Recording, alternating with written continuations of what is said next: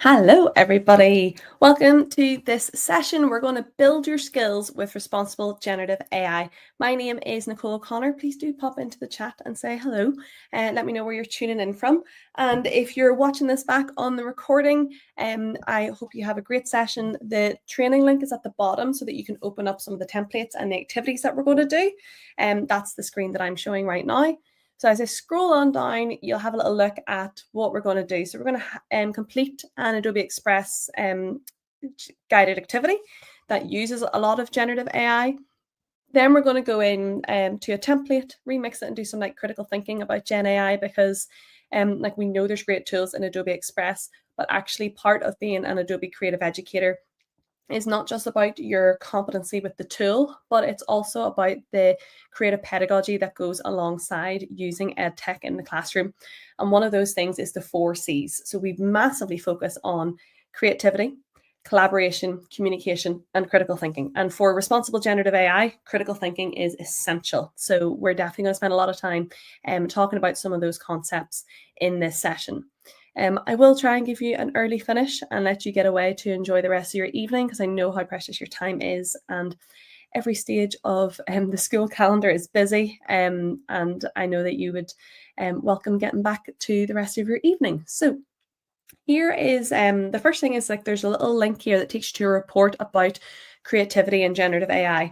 And some of the takeaways, you can just click onto these images and bring them up, are here for you. So we essentially know that there's so much proof in the pudding that using generative AI creatively in the classroom is highly engaging for students. It has huge benefits for their AI literacy, which is going to be one of the essential skills, not just for the future, but probably for the present day as well.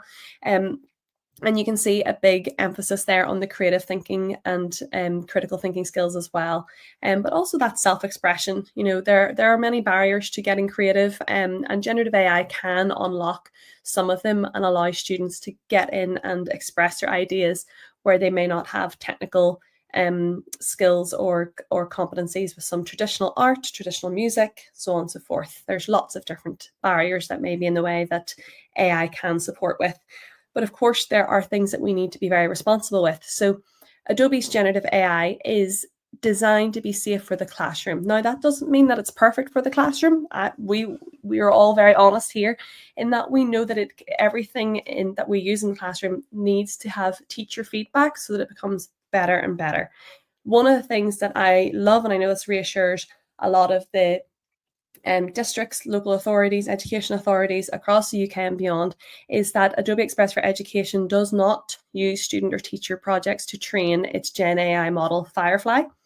There are guardrails popped in there that encourage the safe prompting, and we know this, similar to using anything with technology, whether it's a web browser or a search engine, children still need taught how to use those properly and use those responsibly. There are guardrails put in as well for feedback. So you can give feedback on any of the Gen AI images that you create or any of the effects that you create. You can give simple thumbs up, thumbs down feedback. I'll show you that later on in the session. And you can flag anything. Here's an example of where a prompt wouldn't be shown because maybe it was an inappropriate prompt that a student had typed in and that it would be flagged for some review. There are admin level controls for those of you in Northern Ireland. That would be handled by C2K. In Scotland, it would be handled by Glow and Education Scotland. Wales, it would be handled by Hub. And for friends in England and beyond, it would be handled by whoever is your tech admin or administrator, either at multi-academy trust level or local authority level. So they can control turning on and off the generative AI features. One of the other things that I love here is, again, just a bit of an emphasis to Adobe's commitment to education.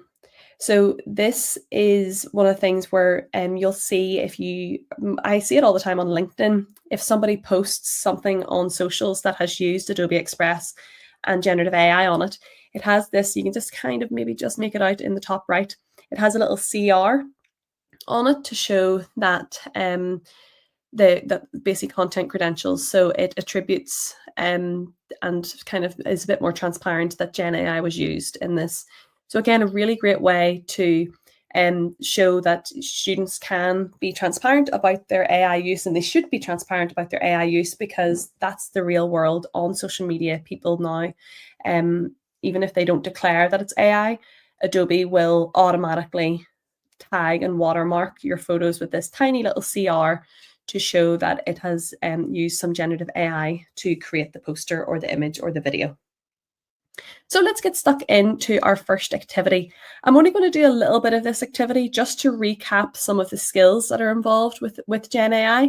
And then I'm going to go down into another activity below, which if you've already opened up the link at the bottom, you probably scrolled down because that's what I would do, where we're going to do some critical thinking about generative AI from the perspective of a fake news story or a news story that might hit the headlines or could hit the headlines about Gen AI in the real world. And then we'll finish off with a little recap on classrooms that is coming soon and how you can get your ACE badge if you don't already have it, and then how you can become an ACE leader. So plenty to get stuck in with. So let's go with this guided activity. You can either click the link right there from your training page if you have it open, but if not, you can also find it from the guided activities tile. So I will just swap over my screen share here to put a different one on, and then we can get creating. So I'm going to be using Adobe Express for Education. You'll know that it's Adobe Express for Education if it looks a little bit like this. Why is that not sharing? Let me try that again. Try again, share screen. There we go. Okay, so it looks like this. So it has Adobe Express for Education in the top left corner, and it has this interface. Right here, this little tile here for try fun guide activities is where I'm going to go. And I'm looking for that little thumbnail of the shoe on a kind of bluish background. I'm very typically, there it is. Scrolled right past it. Right there, friends. Just click that one open, or the link is in the link that's ticking along at the bottom. You can find that in activity 1. So if you are relatively new to guided activities, what you'll notice is that we have this little Learn tab open up down the right-hand side. You can always hide it by clicking open and close the little light bulb up at the top. What I really like about this guided activity in particular is that it gives you multiple steps for because this is a multi-page guided activity. It's not just a one-pager. There's lots of action packed into this one. As I go through some of the skills in this activity, if you actually want to take longer and you want to spend more time with your creativity, just pause the video. And if I move on, then you can catch up with it later when you're ready to move on. The session, of course, will be recorded and is being recorded. You'll find it on YouTube. So you'll be able to watch it back, pause it, slow it down, so on and so forth. I just want to kind of give you a little bit of a flavor of what this type of activity does. So we're going to create a prompt. We're then going to refine it with some visual design references. We're going to insert objects, remove objects, like so, and then we'll create it into an ad. Now, we mightn't have time to do all of that in this session as we only have an hour together, or less than now. So what we'll do is we'll just make a little start and then show what some of the other steps are and move on to our next activity for the day. So to get started, just click the Get Started button at the bottom, and you'll see there's a little video to explain what we do in this first one. And then there are step-by-step instructions to show you what each thing is. And what I like about this is that, and what's different about this is I can see already the Adobe Express interface got an update over summer. So some of these icons aren't there anymore. So you're actually having to remind students to actually look for the words for remove background, erase, remove object, so on and so forth. So I'll point those out as we go through the task. The first thing we need to do is we'll go to the second page, because this first page was just telling us what we're doing. So let's go to the second page. And we're designing a shoe. Now, you don't have to design a shoe, of course. You can invent any product you like. You might want to design a new jacket. Maybe you want to design a house, a car, a new mobile phone, some future wearable technology. If you want to design a house, like absolutely anything at all, piece of jewelry, whatever you would like, maybe something from a museum, anything at all. So I'm going to go with designing. I'm trying to think which one I haven't done in a long time anyway. Let's go with I'm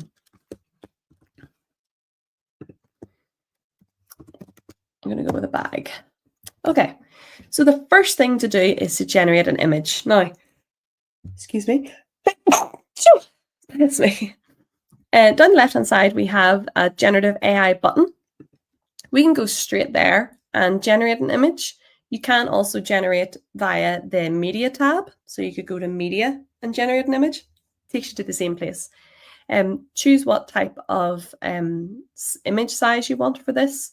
I'm happy to go with square. Just kind of put it into the middle of my canvas here. Might size it up a little bit. And describe. So put in a prompt. And this is where having the likes of Shell's Gen AI resource could be very handy. Let me see if I have a little ticker for it. Nope, but let me make one very quickly because it's fab. Gen AI resource.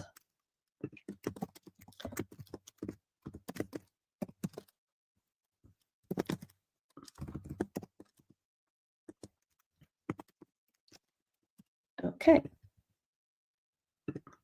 Let me just put that one in. So there you go. So you can go to Shell's fab webpage and that will give you lots of ideas and examples. So if I went to adobe.net/Gen AI resource, looks a little like this.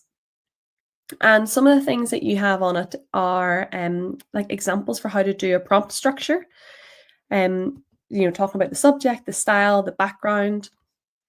As you scroll on down, you get lots of examples from Shell on what type of style you would like. And like, can you imagine some of your students using this language, like an isometric style or a chibi anime style, a 3D adorable cartoon, a 16-bit retro video game? Like, I think some of those are just fab. And as you scroll on down, she also teaches how to use the composition and the style references. So if you had this as the style and then you had a happy dog made out of plants, then you get this one. And there's a shoe and there's a guitar and so on and so forth. And then the other way around, using composition reference images. So anyway, fantastic resource. We'll dip in and out of it throughout today's session. So I'll keep that link at the bottom of the screen as well for you. So let's go with a subject, a background, and a style. So the first thing, the subject then, if I come back here, is I'm making a backpack. Need a wee space in my words here. There we are. So, red and black school bag with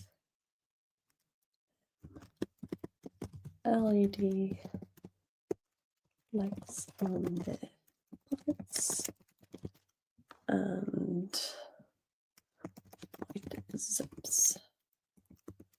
And then look at the background. So I'm kind of thinking like if we're eventually making like an ad for this, then I probably want it on like some type of like product stage with like spotlights on it. Sitting on a desk in an empty classroom with spotlights illuminating it. And the style I want then, if I come back over here, have a little inspiration for some style, is maybe I'll go for hyper realistic photo style. Hyper realistic photo style. And I might as well also choose my content type to be a photo. Otherwise, it would be undoing the effort of my prompt. We'll come back to the reference images here. Excuse me, I was a bit on my nose.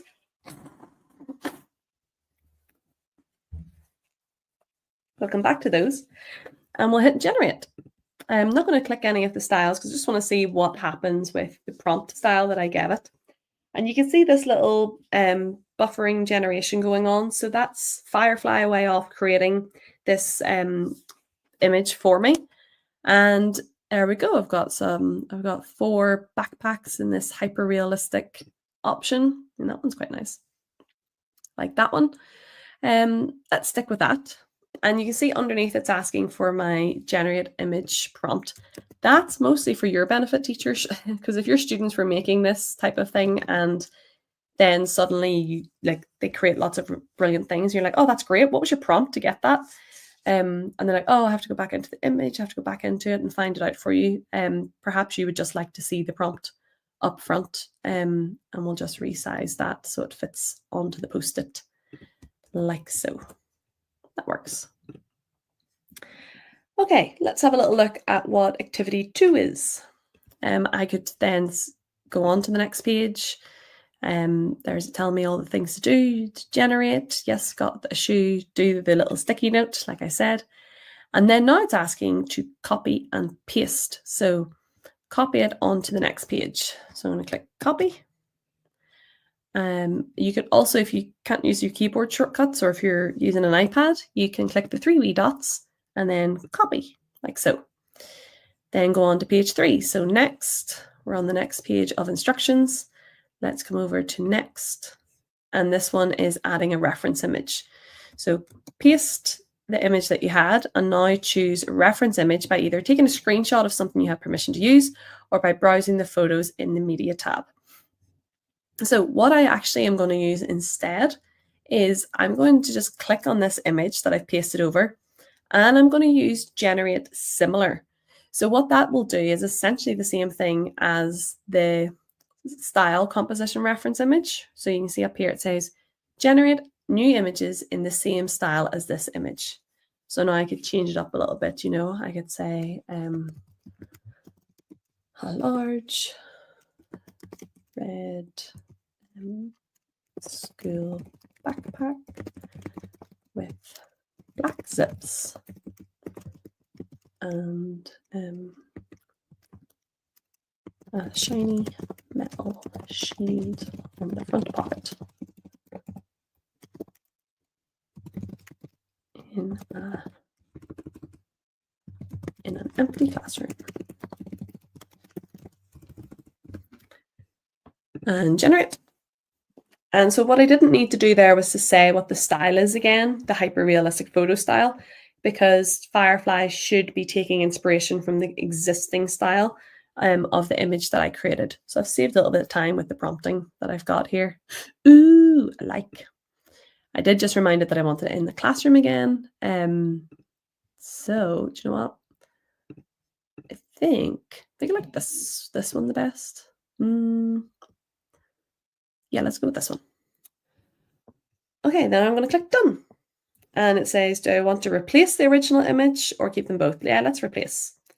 So I've got now in page 2, I've got the original one that I generated. And then in page 3, I've got the reference image or the generate similar. Generate similar came out after this guided activity was made. So it's essentially another way that you could do this. So what was my reference image? Well, actually where I do need this one. My reference image for this one is this little activity. All right. So I'm aware that one was a little speedy on my end, going through just all the potentials that you could do for this. But I feel like because there's a guided activity for this one, I shouldn't actually just spend the whole time doing this exact activity because it already has the instructions for you if you wanted to explore this at your own pace and in your own time, because the instructions are actually very good.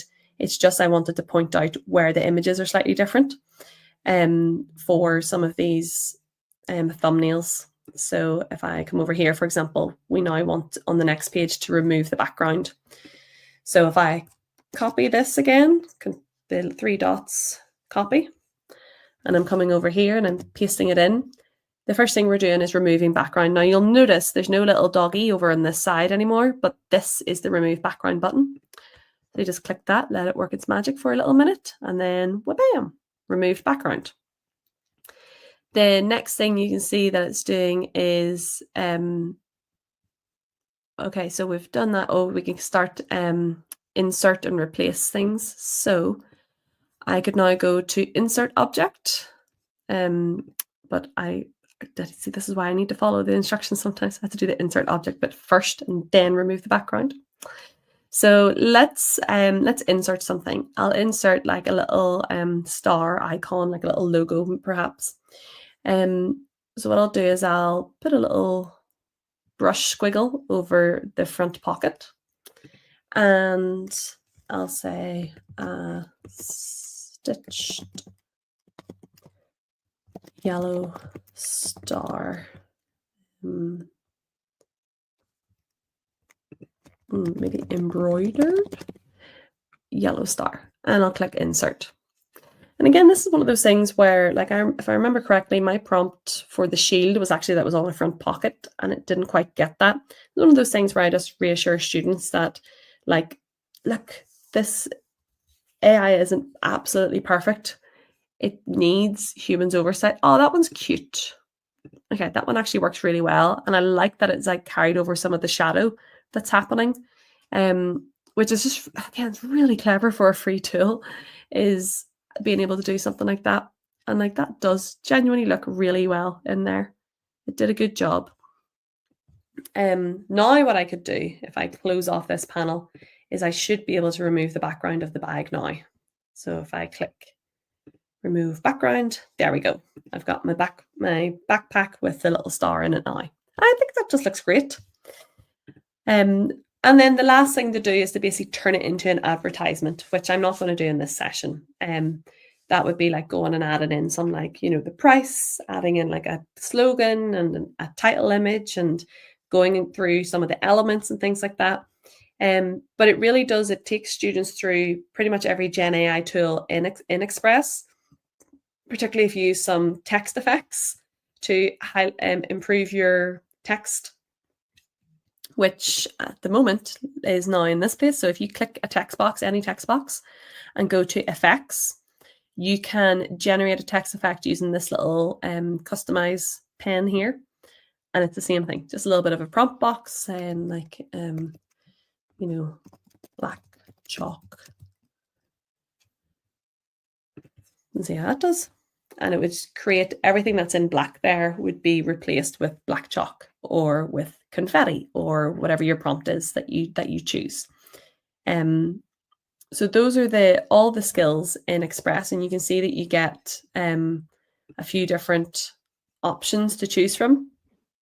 They're all very similar because I asked like asking for a specific thing.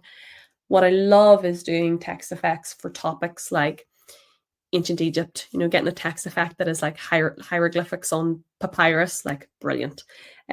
Text effects of like leaves and tree foliage for the topic of the rainforest, brilliant. Or parrot feathers, brilliant. That type of stuff really brings like visual metaphors to life for students. And like my class used to love that so much more than generating an image. I think it's because they're like, oh yeah, we can't generate an image, but like, oh, I made a text, I made a font, you know, and these get really hyped about that, bless them. So that would be the end of that. And then your students get like a little generative AI creator badge, which is really cool.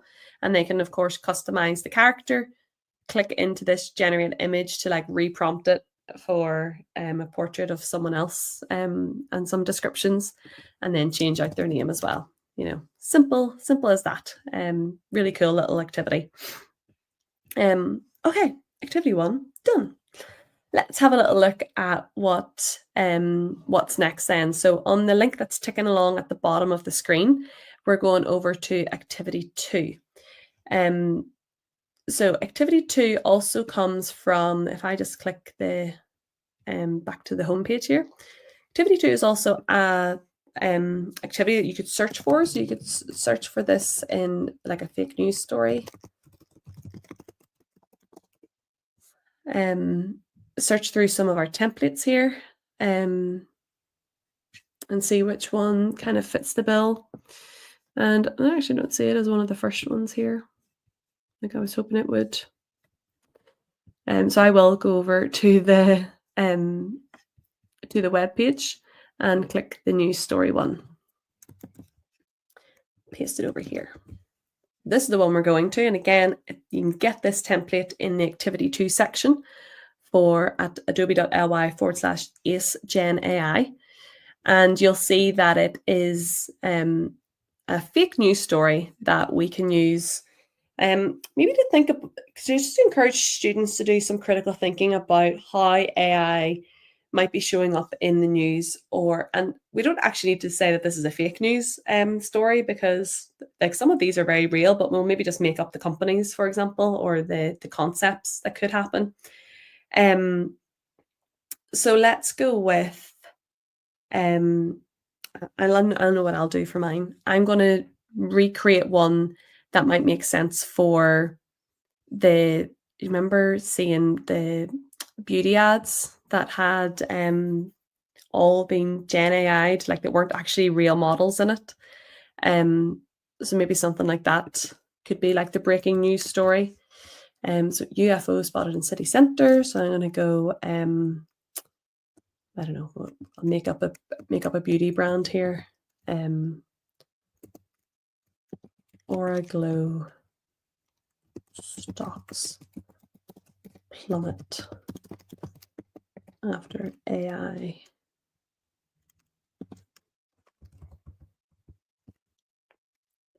After AI. And then, did I spell plummet wrong? I did. My bad. Okay, let's shrink this down to fit into here. That could be a news story. And what's my news channel?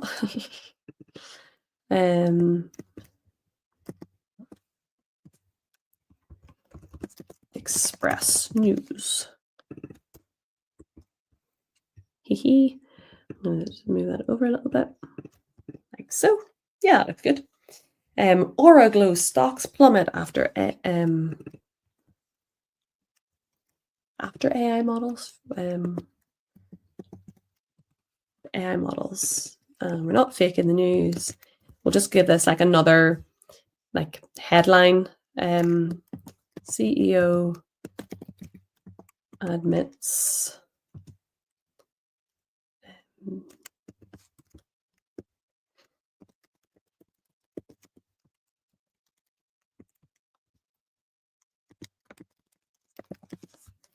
and then you can see my little headline here is like gone the whole way across. So I just need to drag out this shape to come the whole way across.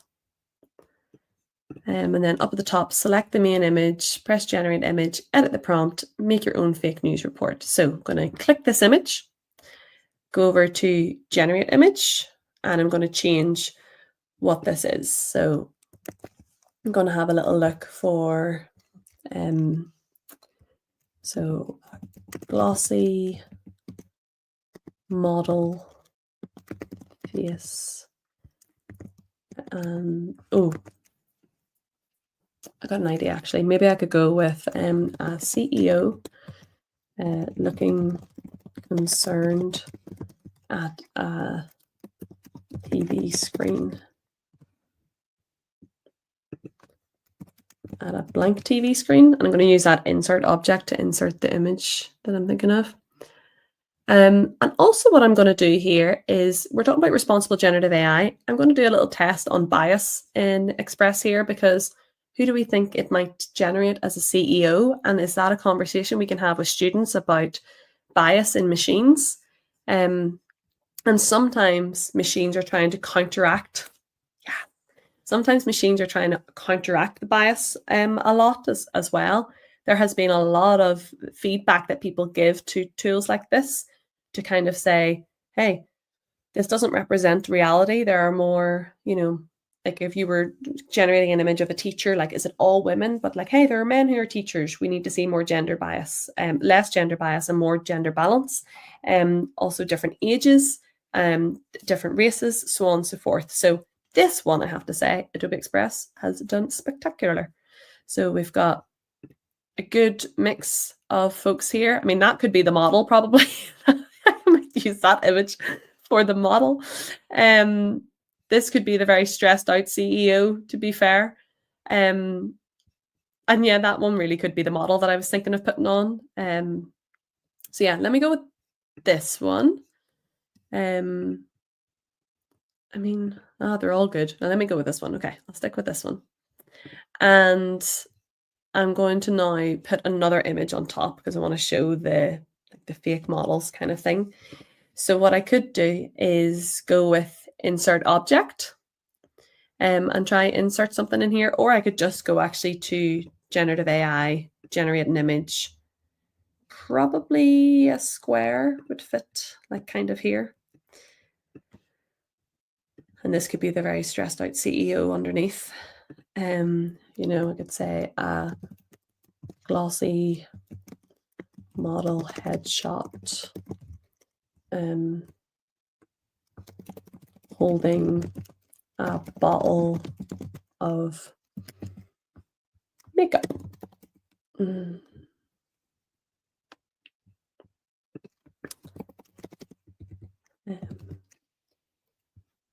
Photo realistic style. I just need to put a little space in my words there. Photorealistic style. And I'll go photo. And let's have a little look at these styles, sure. See if I've got anything here that I really like the look of. So you can see like those are great for themes. Not really what I'm looking for. Let's see, techniques, some art text, effects. Ooh, the bokeh effect. Let's go with that one, sure. And let me generate some and see which options I've got. And again, model, I didn't say the gender of this model, so it'd be quite interesting. But it's probably using context clues like holding a bottle of makeup to think like majority of the time. But yeah, you see, look, this over correction almost of like them putting in multiple photos of men when you would actually think the options that it should generate would be women. An interesting choice as well, like model is obviously generating a lot of shirtless men or very glitz and glam characters here. So there's so many great like media literacy discussions that you can have with children about this. You know, you're choosing this particular one, but you could do something else like the images of food. Like we've had news reports about that before, about like fast food restaurants having, you know, their marketing images make the burger look fuller or bigger and not actually the way that it's all airbrushed. Even the burger buns are airbrushed, so on and so forth. So it could be like, yeah, this guy, he's not real. Let's go with that. And then I could insert like a fake company logo over here, and like I could show like maybe a graph crashing. Let's do that. Let's go elements and be like stock market crash. Let's see what I've got. Yeah, something like this. Let me pop that one in. Where's it going? Oh, it's going to the background. Never mind. Design assets. Yeah. Maybe just this one. Something like this. Be like that the the price of this company has gone down. Done. A little bit of an activity for some media literacy around this type of concept. You know, again, that AI has to be used responsibly. Otherwise, people aren't going to trust a brand, aren't going to trust a business, aren't going to trust the product or what they see online to be real. It's the same. It's a very valid conversation to start having with students about some of the content that they see online as they scroll through their social media feeds. If they're on social media, you know, that the people may not be real, but yet it might seem like they're real. They're moving, they're talking, they're selling them something. But in this day and age, we know that that can be generated with AI. So when we know that's in the hands of our students, it's so important that we're teaching them, one, how to use responsible tools, and two, what to look out for that might be irresponsible from companies and from their peers as well. So something that you might watch out for is in generating an image. Some of the things that you can do in these reference images is give it a reference image, like we did for the backpack one. But for example, if you gave it this image of this lady and then your prompt above was the cup of tea, you would then get a cup of tea in that style. But that brings up a really great conversation for like, what if a student wanted to put in like Pablo Picasso as a style reference and generate work as Pablo Picasso? Like, is that ethical? Is that responsible use from the student? Even though you technically could do it, is that responsible to do? Um, Adobe Express does come up the first time that you use the reference images. It will come up with a little like warning box to say that you should only use images that you have the third-party rights for. But then once you click that away, you can then essentially upload anything into this space. But having children be aware of that and be aware of, well, if they want to, generate an image of themselves, maybe they want to make themselves the character of this story. Like, are they giving their permission to all tools, like for multiple tools that they can upload their image into a big platform like this? And whilst we know that Adobe is not training its AI engines or AI models on any student and teacher data, if we promote that practice in this tool and students think it's okay to do that in other tools, that's maybe not responsible of us either. So there's lots of lessons that students need to be taught about, the terms and conditions. We don't often read those as teachers. Like we click accept cookies. I know I've done that for so many years, and now I'm trying to go that like 2 extra clicks to say no, I decline the cookies and so on and so forth. But this is the type of stuff that we have to have real conversations with our students about. Composition reference image is one where you would upload something that you want to be replicated in the same kind of position or style or pose. This is a great one for students who are maybe making things out of like Lego. They want to put in their Lego photo and then prompt it to be like there was a great example of a STEM project that Ulster University did. Beverly McCormick, shout out to you. So students were making like a new town centre for Coleraine, and then they were taking a photo of their Lego creations, then putting it in as a composition reference image to make that house of the future or that town or that leisure centre of the future or the library of the future, so on and so forth. But they had built the physical thing in Lego first. So I really like that as an idea. I like that as an idea for like, even if you just had a stick figure, you just were kind of, or like 2D shapes, and you're kind of like, this is roughly where I want the sun, the stars, the moon, the rocket, and whatever. Then you're kind of just mapping out where you want certain things, and your prompt should hopefully be very descriptive to show where everything is, and your rocket would be pointing in the same direction as your composition reference image. So similar to this one, someone put in a photo of eggs in here, and their prompt above was raspberry flavored ice cream scoops on a pink background, and then this is the version that they get. So making students aware that that's other ways that they could bring their creativity to life. And AI is not taking over all of the creative jobs, because if anything, you're just going to create more. I'd often tell the story about a pupil who I taught in primary 7, and she had a fantastic style for drawing these like little anime characters, and they had like neon green hair. It was all kind of cool and funky. And what she would do is take a photo of one of her drawings, put it in as the style, but also put it in as like also put in a different composition reference for like the next person that she was creating. So she'd be like the next person, like Mrs. O'Connor. The composition would be like holding a device, and like she would just kind of have like a little rough sketch of it. And then the style could be like the neon anime characters that she had. And then it was generating, another version of, of who she was creating, which in this case was a little cartoon of me.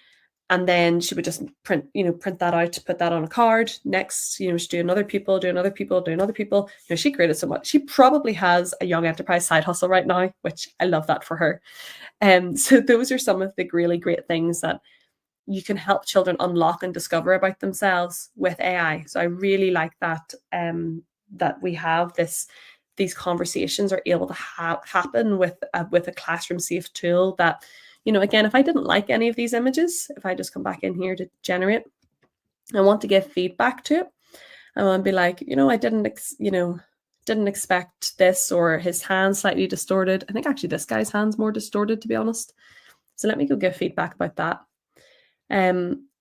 All I have to do is click the image, then click the 3 wee dots, and I can submit feedback. I can report it if it's something seriously alarming that's come out, or I can submit feedback, just a simple thumbs up or thumbs down, and I could say distorted results, and I could comment, his left hand seems to be a little blurry and distorted. Submit. And that goes off to an actual human. There's an actual human on the other end of those reports who reviews what the report is and then goes and gives feedback to a technical team who will then go and improve the model and try and work out why it generated like that and what needs to happen so it improves for the next round. And as we know, Adobe Express is updating all the time. Like, you can never be an expert in it, I'm convinced, because there's new updates all the time in this very fast-paced moving tech world.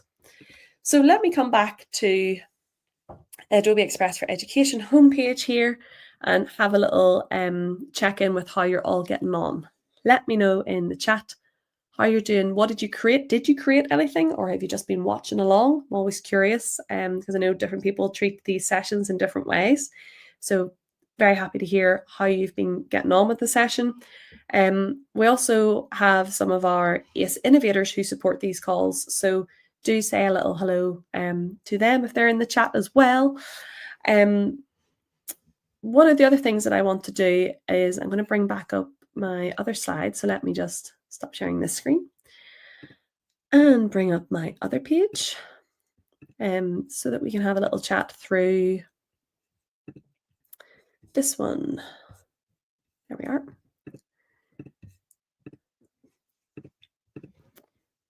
What we were getting up to there. There we are. So we had remixed that little template to reflect on a news story that could hit the headlines about generative AI. And the next thing is to record yourself or a little voiceover, or a video selfie, or a voiceover, and to think about this type of question. Now, totally up to you, friends, if you want to do this right now. I'll demo how to do it. I'm going to use animate character because I just think it's such a fab example of like hidden AI. So what can you do with generative AI that you did not know you could do prior to the session? I'll just read out that question as the example, because I'm leading this session, so I knew what I could do with generative AI in Express in this case. So let's have a little look. Let me go back to my other screen here, and wrong one. And then what we'll do is we'll get you your badge, tell you a little bit about ACE Leader, how you can sign up. You could be on my next onboarding email next week, and some of the things that you get access to as for being an ACE Leader, and joining that club, and just all the fun that comes with it. So let's have a little go at this. Now, we could do this in the last video that we were in, or the last project that we were in, or you could do it standalone. So you could do it right from here, or I'll just demonstrate it from the homepage as well, or you could go right here to animate a character. If you go right here, you can see the last one I was doing was Phoenix the Pharaoh. You could just find a character that you're happy with. Maybe I want this one. It's kind of like actually the CEO guy. Maybe I can get one of those. Preston could be the CEO, or Roxanne. Yeah, okay, so got one, and you could choose the background for this character if you wanted to. You could also choose to have no background and insert that somewhere else. But this little enhanced speech button is the hidden AI right here. So what it does is, if I just hover over that, is it essentially makes voice recordings sound as if they were recorded in a professional studio. For classroom terms, that just means it takes out the background noise, which is so helpful when you might have a slightly noisy classroom and you don't have a private recording booth for every student. So I love this tool. So what we could do if I wanted to add this in from this slide that we were working on earlier, I just go to Media and go to Videos, and I've got animate characters there. Except if you're on an iPad. iPads, you don't have this button in here. You would have to go from the home screen and insert it, download that video and then insert it via the upload or via Your Stuff. You could go Your Stuff and then find your video and bring it in. Like there's my previous Pharaoh one. So let me come back to Media in the Videos tab. If you don't want to animate a character, you could record yourself instead if you want to put your face in here, or if you wanted your students to put themselves in and show their learning and express themselves. Or you could just go over to the Audio tab and just choose a voiceover. So you've got a few options there, friends. I'm going to go with animate a character. And I was quite happy there. That one kind of looked like me, doesn't it? I'm going to go with the transparent background. And I want to find that one that I just had because I thought it was a good. Is it this one? No, Sanjay. There it is. Quite happy with Sanjay. Let's put it here. If you're in a noisy background or a noisy room, definitely click Enhance Speech. That will take a little slightly longer time to generate, so I don't need it. I'm just going to go straight to record. What can you do with generative AI that you did not know you could do prior to this session? And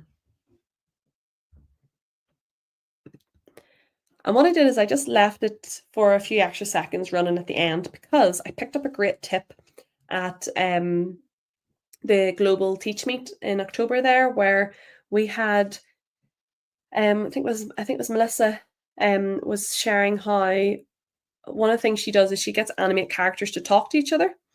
And to do that, she says that she just leaves like a long buffer of silence in between the characters talking, so that because if you only recorded like 5 seconds of the character talking, the character then disappears off your screen after that.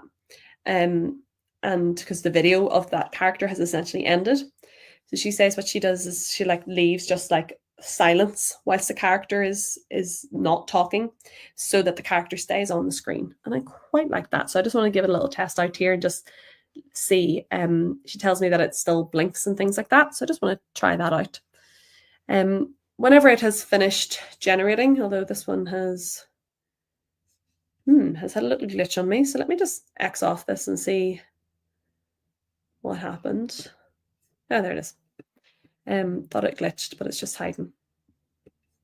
So maybe I'll put this here and maybe I'll just drag it down the layers so it's behind this red bar, because otherwise he's legless.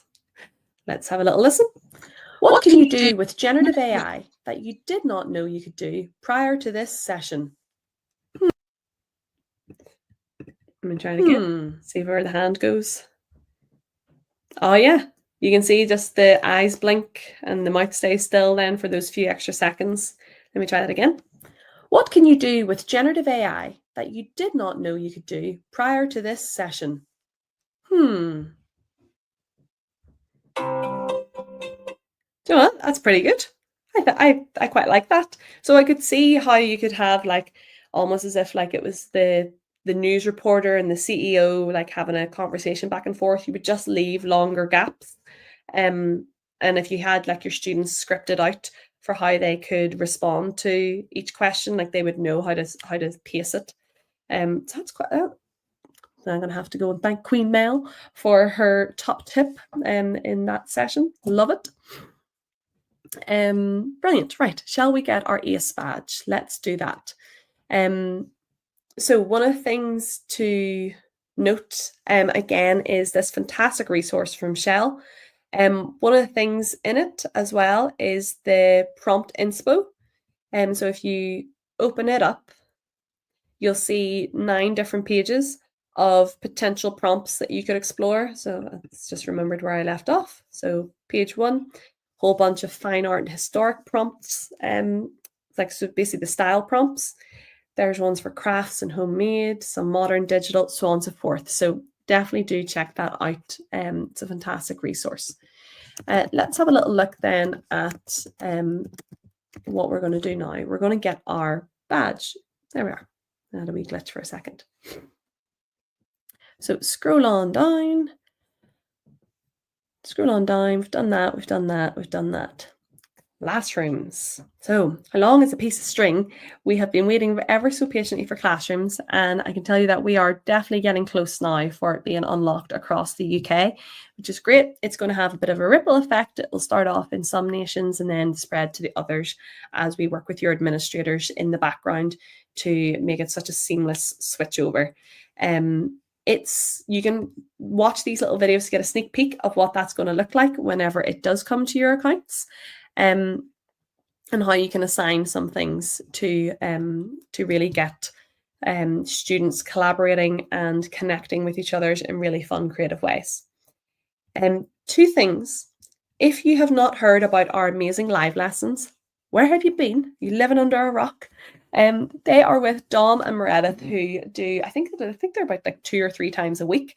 These live lessons, they're incredibly popular. There's amazing topics coming up. All you have to do is click Express Links, go to the live lessons section and find out about which ones are coming up for you now. So we've got them for all the seasonal opportunities, everything that you could possibly imagine. That little QR code that's been on the screen as well takes you straight to Express Links. And you can also find on Express Links our ebook with lots of activities and lots of 45 actually lesson plans that you could do for your classroom. So it absolutely packs a punch. There's heaps in it. If you would like now to get your badge, all you have to do is go to adobe.ly/ACE badge. The capitals are important if you want to get it sent to your Credly account. If you don't want it on your Credly account, you just want the badge, do it with no capitals. Just ACE badge, all lowercase, will get you straight to the image of your ACE badge that you can go rock proudly for taking part in today's session. Other than that, I really hope to see you join the ACE Leader Programme. You can shoot me a message. I'm not hard to get in touch with. Just reply to the email when you signed up to this course. But adobe.ly/Leader Europe is where you can come hang out with me, Dom, Meredith, Martha, the US and the global community teams and fellow ACE leaders who are just leading creativity in their own way, whether that's just in their own classroom, in their own school, online. There's no one way to lead, and I'd be delighted to support you in your creative leadership journey.